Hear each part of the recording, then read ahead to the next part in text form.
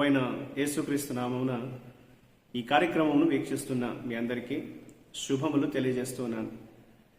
Vision cutie fellowship వారి యేసుతో ఏకాంత సమయం ఈ క్వైట్ టైం కార్యక్రమమునకు మిమ్మల్ని ప్రేమతో ఆహ్వానిస్తున్నాను. అనుదినము దేవుని వాక్యాన్ని ధ్యానించినట్లు దేవుడు మనకు సమయాన్ని అనుగ్రహిస్తున్నందుకై దేవునికి వందనాలు తెలియజేస్తున్నాను.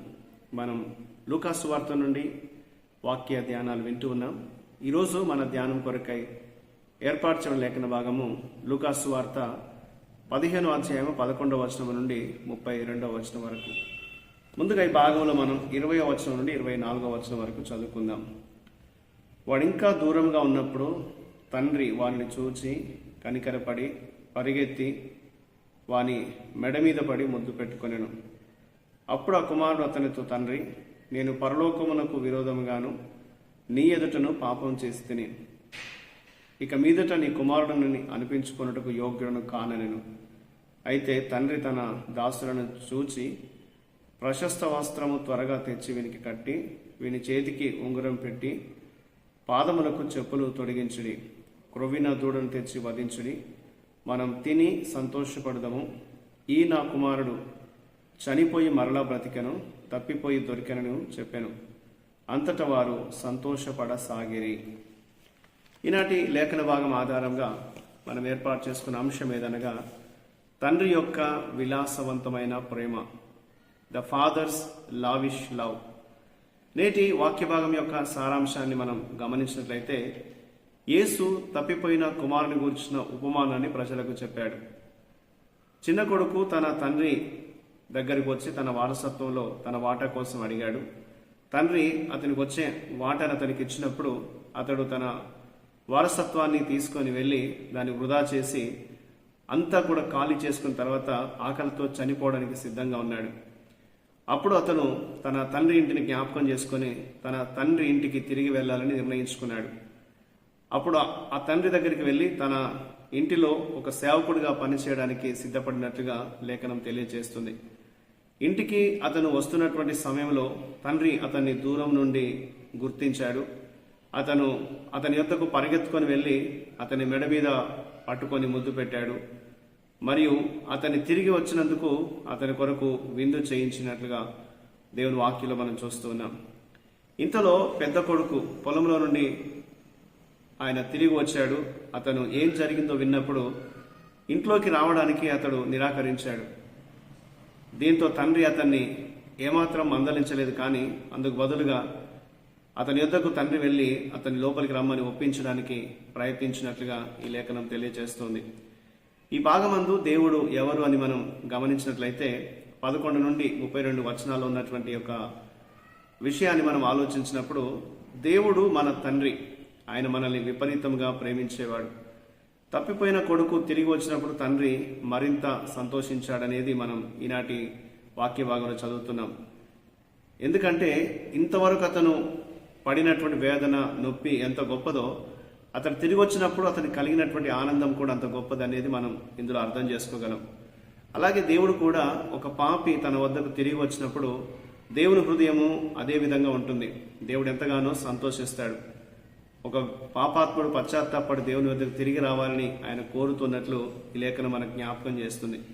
కాబట్టి ఒక పాపి దేవుని యొద్దకు వచ్చినప్పుడు దేవుడు సంతోషించినట్లుగా మనం కూడా ఇతరులు ప్రభు దగ్గరకు వచ్చినప్పుడు మనం సంతోషించాలి.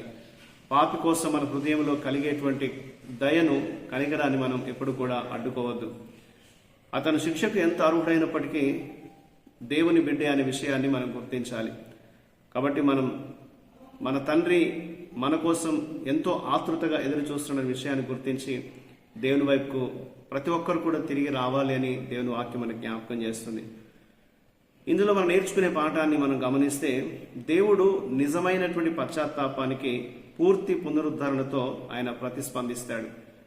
తప్పిపోయిన కుమారుడు పరిపూర్ణమైనటువంటి పశ్చాత్తాపంతో తండ్రి యొద్దకు తిరిగి వచ్చినప్పుడు తండ్రి అంగీకరించినట్లుగా ఎవరైతే లోకములో తమ జీవితము దేవునికి దూరంగా ఉంది అని, పాపములో నిండి ఉన్నామని వారు గుర్తించి పశ్చాత్తాపడి దేవుని యొద్దకు వచ్చినప్పుడు దేవుడు వారిని చేర్చుకుంటాడు. ఒకప్పుడు కొడుకును కోల్పోయినటువంటి తండ్రి హృదయాన్ని అర్థం చేసుకోవడానికి పెద్ద కొడుకు విఫలమైనట్టుగా ఈ వాక్యంలో మనం చూస్తాం. తప్పిపోయి తిరిగి వచ్చినటువంటి కొడుకు చేసినటువంటి పాపాలను తండ్రి లెక్క చేయలేదు. ఇలా వారి పాపాలను విడిచిపెట్టినటువంటి వారికి సహాయం చేసేవారిగా ఉండాలి అనేది ఈ తండ్రి ప్రేమ మనకు జ్ఞాపకం చేస్తుంది. వారికి సంపూర్ణమైనటువంటి పునరుద్ధరణ కలిగేలాగా ఆ పునరుద్ధరణ వైపు మనం నడిపించాలనేది లేఖన భాగం మనకు జ్ఞాపకం చేస్తుంది. మన పరలోకపు తండ్రి మనల్ని ఎంతగానో ప్రేమించి మనం రక్షించబడాలని, ఆయన సాన్నిధ్యంలో మనం ఎదగాలని తండ్రి కోరుతూ ఉన్నాడు. కాబట్టి మనందరం కూడా ప్రభు వైపుకు మనం తిరిగి ఆయన మార్గంలో నడుస్తూ ఆయన ఘనపరిచే వారంగా ఉండాలి అనేది ఈ లేఖన భాగం మనకు జ్ఞాపకం చేస్తుంది. దేవుడు మనందరం కూడా తన వైపుకు తిరిగి రావాలని ఎంతో ఆయన వేచి చూస్తూ ఉన్నాడు. మన కొరకు ఆయన ఎంతో దయను ఆయన కనపరుస్తున్నట్లుగా లేఖనాలు మనకు జ్ఞాపకం చేస్తూ ఉన్నాయి. ఈ యొక్క తండ్రి ఎలాగైతే తన తప్పిపోయిన కుమారుడు తిరిగి వచ్చేంత వరకు ఎదురు చూస్తూ ఉన్నాడో, మన పరలోకపు తండ్రి కూడా ఈ లోకంలో జీవిస్తున్నటువంటి ప్రతి ఒక్కరూ ఆయన వైపుకు తిరగాలని ఆయన ఆశిస్తూ ఉన్నాడు. కాబట్టి మనం మన పరలోకపు తండ్రి యొక్క ప్రేమను మనం తెలుసుకొని పశ్చాత్తాపడి ప్రభు దగ్గరికి మనం తిరిగి వస్తే ఆయన మనల్ని అంగీకరిస్తాడు. మనం చేసినటువంటి తప్పిదాల్ని ఆయన లెక్క చేయకుండా క్షమించి ఆయన బిడ్డగా మనల్ని అంగీకరించి మనల్ని పునరుద్ధరిస్తాడనేది లేఖన మనకు జ్ఞాపకం చేస్తుంది. కాబట్టి దేవునితో మన సంబంధాన్ని పునరుద్ధరించుకొని ఆయన కృపలో సాగిపోయే విధంగా దేవుడు మనల్ని నడిపించినట్లు దేవుని సహాయం కోరుతూ మనం ప్రార్థన చేద్దాం.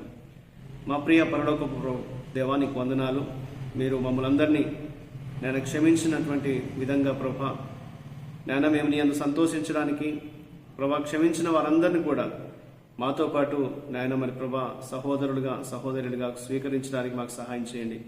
నీ కృపలో మమ్మల్ని నడిపించమని యేసుక్రీస్తు పరిశుద్ధ నామములో ప్రార్థిస్తున్నాను తండ్రి, ఆమేన్. ప్రియులారా, మీరు సమయం తీసుకుని యొక్క వాక్య ధ్యానం విన్నందుకు మీకు ప్రత్యేకమైన వందనాలు. ప్రతిరోజు మీకు అందించబడుతున్న ఈ అనుదిన ధ్యానాలు మీకు దీవెనకరంగా ఉన్నట్లయితే మీ యొక్క అనుభవాల్ని మాతో పంచుకోవాల్సిందిగా కోరుతున్నాను. దేవుని కృప మనందరికీ ఎల్లప్పుడూ తోడై ఉండి కాపాడుగాక. ఆమేన్.